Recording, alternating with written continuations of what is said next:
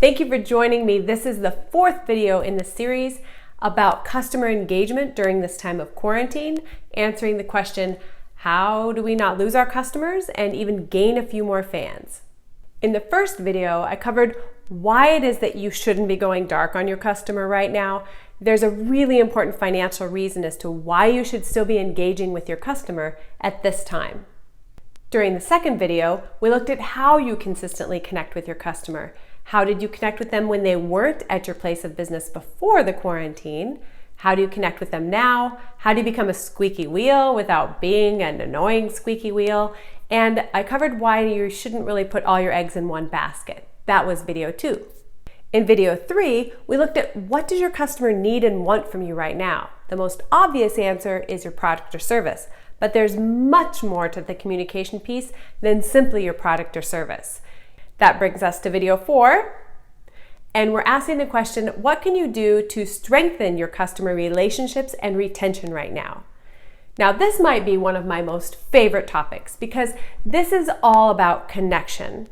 And without a connection with our customer is just like the wind. They'll go wherever. There has to be a connection with our customer in order for them to become raving fans.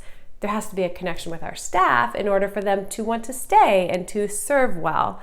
Connection is at the core foundation of business success. So today, we'll walk through and take a look at 4 spaces or 4 areas.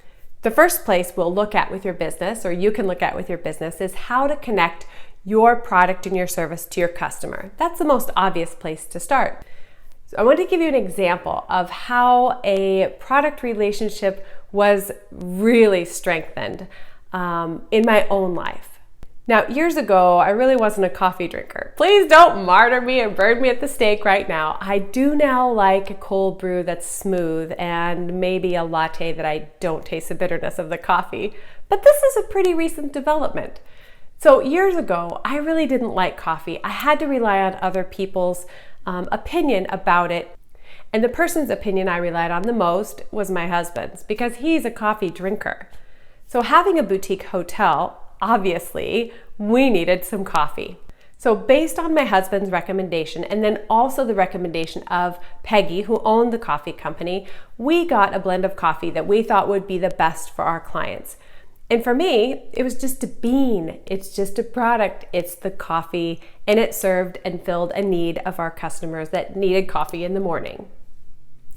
Had I not had this relationship with Peggy, this could have happened. Say, for example, someone comes in and they say, hey, look, I've got this coffee and it's so much like the one you have. Your people will love it. And look, it will save you so much money because it's less expensive. Ooh, which one do you want? Had I not had that relationship with Peggy, I probably would have, as a business owner, been tempted to look at the thing that could still provide a need or solve a need for my customer and save me money. That's just smart business. But I had this relationship with Peggy, so I didn't. What happened is I was in a position to help some people with a fundraiser for their adoption. And I asked a bunch of vendors that I was partners with, whether it was a winery or this coffee maker, if they would donate to the cause. And yes, so many people stepped up. They were great. And the coffee place, Peggy, said, sure, we'll donate some beans. And I said, well, that's great. I appreciate it, but let's really kick it up a notch. I would like for you to get some people as a result of this fundraiser that are really big fans of yours. And so what we did is we coupled the product with an experience. Because this experience was so cool, we decided we needed to do this with our staff. Now remember, I don't really like coffee, but I'm going anyway because we're doing this together as a staff and it will be good. It's a good relationship builder. So off we went to the coffee company. Let me tell you, I was fascinated. This was so interesting. Yeah, I did learn about the whole roasting process. Who knew there was so much involved? The thing that really resonated with me was that Peggy went down to these farms and worked with these mostly women-owned family businesses and taught them lots of different things about growing and the coffee process. It was impressive to me. I don't remember all of what it was. And then we actually went up and did this thing they called, I think, cupping. It's not cupping like the massage, but I think it's called cupping, where you have these different coffees that you're tasting and you have to do this. You have to suck them into your mouth without choking. And I think the purpose is to like get them on the back of your tongue palate. Was trying. And I think I found one that actually wasn't too bad. But nevertheless, it was fascinating to learn about the nuances of this coffee. As a result of this, not only was I way more of a fan because I understood so much more about the business and what happened with all those coffee beans from the beginning to when they got to our hotel, our staff was also very much more educated. So when the customers came in and asked or they wanted to purchase it, there was so much added value that happened in that transaction. It was amazing. Now, I give you this illustration simply because you can do the same thing with your business. That whole piece there, all that story that I just talked about could be an entire month's worth of communication with your customers every week. There's so much in there. So the question is, how can you apply that to your product or service and educate your customers about some other part of their business that would really add value to them? Creating that connection and a shared sense of knowledge is a very powerful way to create some strong bonds with your fans. On your second piece of paper, you can write down, how do I connect my customer to my mission? If you don't have a mission or a vision statement or your values or your company culture created, now's the time to do it. It's vitally important. I mean, Simon Sinek wrote an entire book on starting with the why. Start with the why. Your why, your mission, will drive you through times like this. It will propel you through the hard times, and it will help remind you of why you got into this thing in the first place. What was your vision to begin with? It will also help you be able to say yes or no to products and ideas and opportunities that come your way. You can just hold them up against your mission and say, does it fit? And if not, away they go. If it does, fold them in. Having a clear mission and vision also helps with your employees. It helps you to grab or to attract the right type of employees that fit with your company culture and your values. And when that happens, it reduces your turnover rate and it increases job satisfaction. It's a win-win. It also helps connect with your customers. Customers who resonate with your mission are more likely to be loyal to you. I'm going to read a couple of them just so you can get an idea. So Ted's mission and vision. Ted's mission, TED Talks, Spread ideas. Vision, we believe passionately in the power of ideas to change attitudes, lives, and ultimately the world. Either that resonates with you or not, but man, oh man, it resonates with a lot of people. So here's Tesla's mission, to accelerate the world's transition to sustainable energy. And their vision is to create the most compelling car company of the 21st century by driving the world's transition to electric vehicles. Right away, you can think of people who fit that category. Who fits Tesla? Who fits Ford? They've both got different missions and visions, and your company needs to have one too. And here's one from GoDaddy. Their mission is longer than the others, but you'll get the gist. It's very gives you a good example of the culture of this company. So GoDaddy's mission: we are here to help our customers kick ass. Sorry. We do that by living our strategy and ruthlessly prioritizing our work to create simple, elegant technology that delights our customers, all while delivering service that is second to none.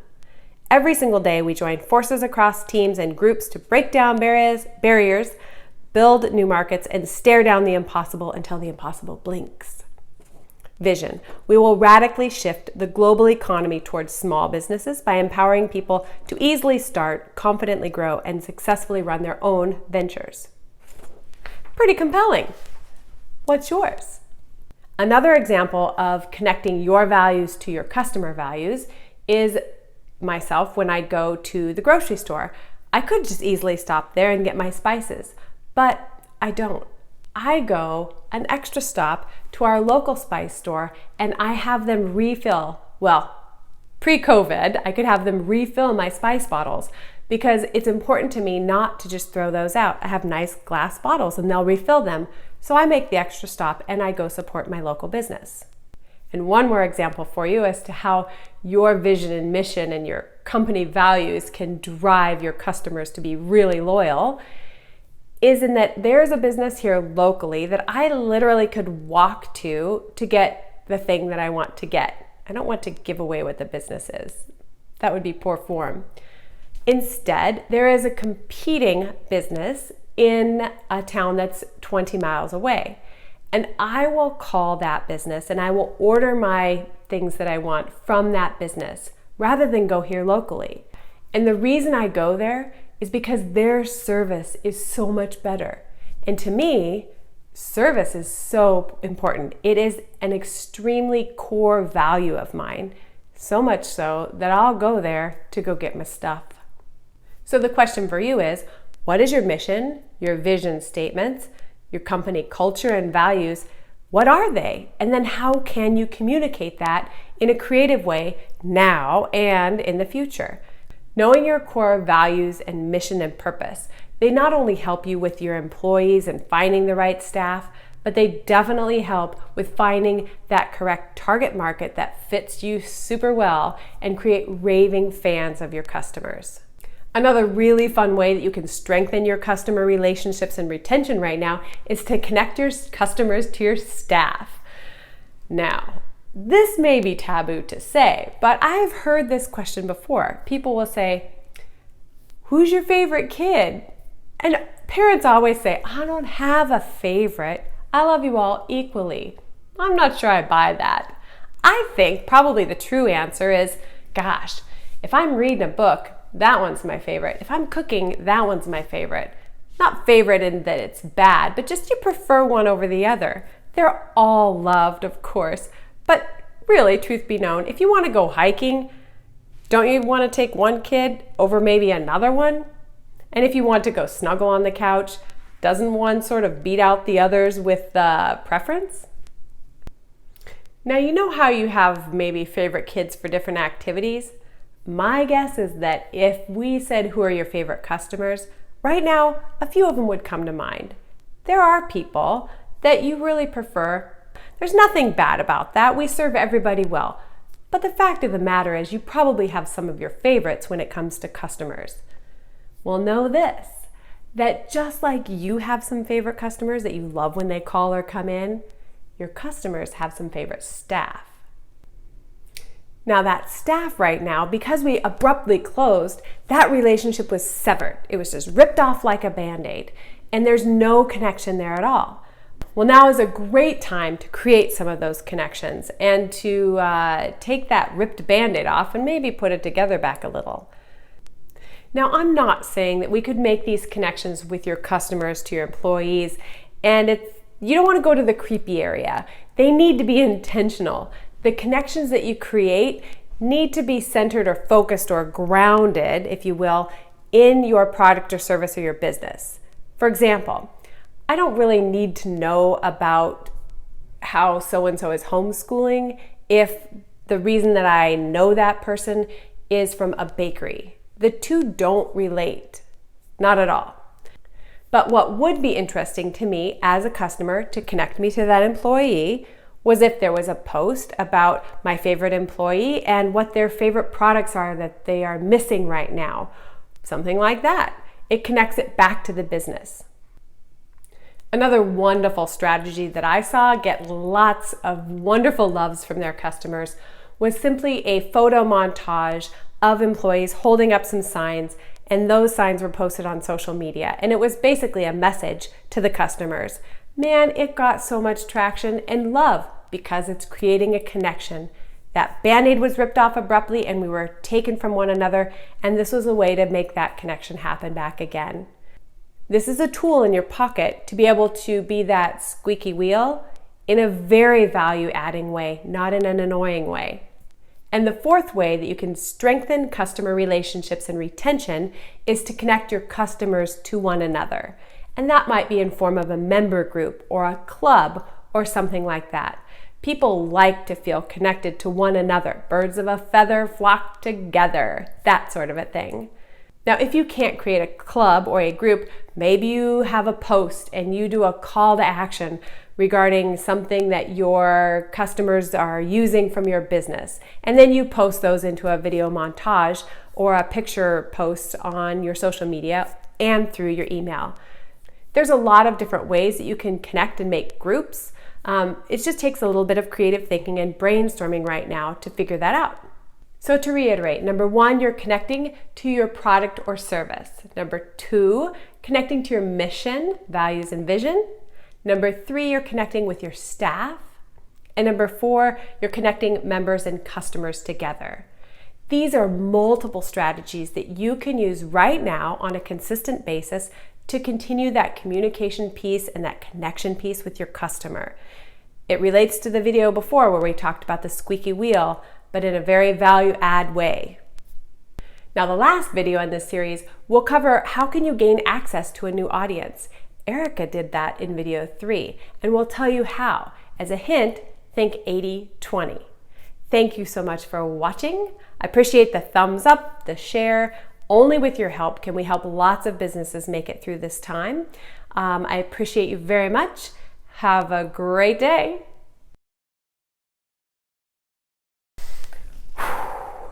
During their mission drive? They don't have a mission drive. Well, oh, we spit all over.